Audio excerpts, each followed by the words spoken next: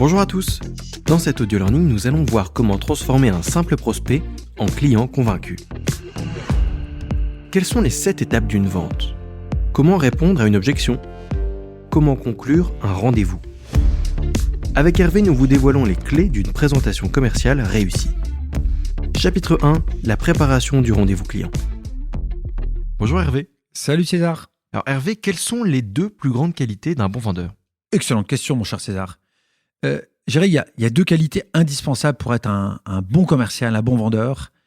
C'est l'écoute et l'art du questionnement. Un bon vendeur doit s'identifier à 2 illustres personnages, Goethe et Socrate.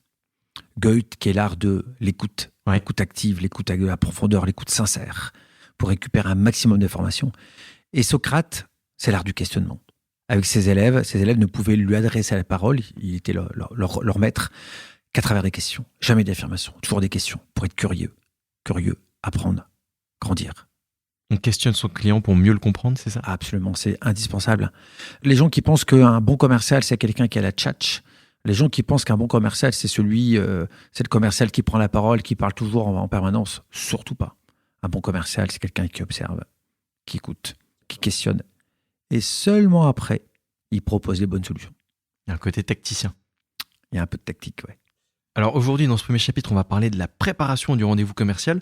J'avais envie de te poser plusieurs questions. Comment on prépare un rendez-vous pour y aller sereinement et être sûr que ça se passe sur de bonnes bases ? Voilà. Tout simplement, un rendez-vous qui ne se prépare pas, c'est le meilleur moyen de le louper. Donc ça se prépare. Mais ça se prépare comment ?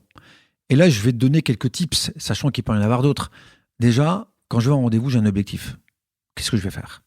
Je viens vendre, je viens découvrir, je viens conseiller, je viens apprendre, ou tout ça en même temps. Donc, des objectifs, et puis pourquoi pas un objectif de vente, de vendre X quantité, un objectif de créer des partenariats. C'est quoi mon objectif ? Alors quelque chose de mesurable qui fait qu'en fin de rendez-vous, on saura si on a réussi ou pas. Mesurable, quantifiable, etc. d'une certaine manière. Si je vais à un rendez-vous pour faire une présentation, j'ai complètement oublié mon métier. Quand je vais à un rendez-vous, j'y vais pour vendre. Et ma présentation, mon pitch, on y viendra sans doute, ne sont que des moyens de vendre. Donc, c'est quoi mon ou mes objectifs ? Et puis une fois que j'ai dit ça, on ne s'arrête pas là. Comment je prépare mon rendez-vous ?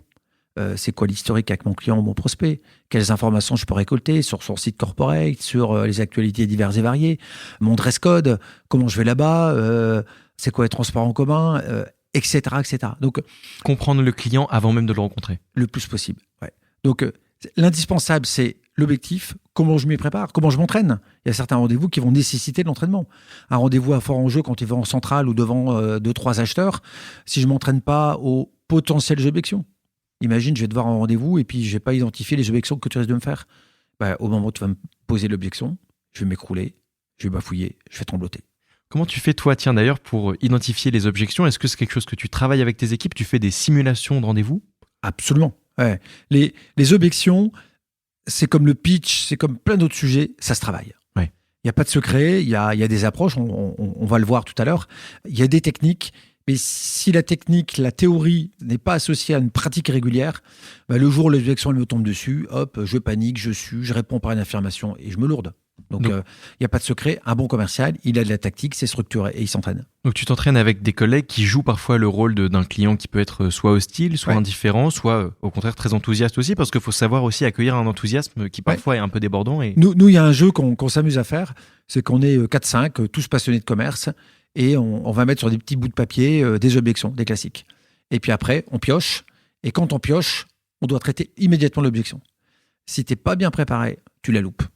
Hop, effet miroir. Et il n'y a pas de secret. À force de t'entraîner, après, tu sais les faire. C'est du judo. Quand tu sais bien traiter, derrière, c'est un régal. Super. Alors, on va tout de suite arriver dans le 2e chapitre qui sera consacré à la découverte du client en tant que tel. Oui. À tout de suite.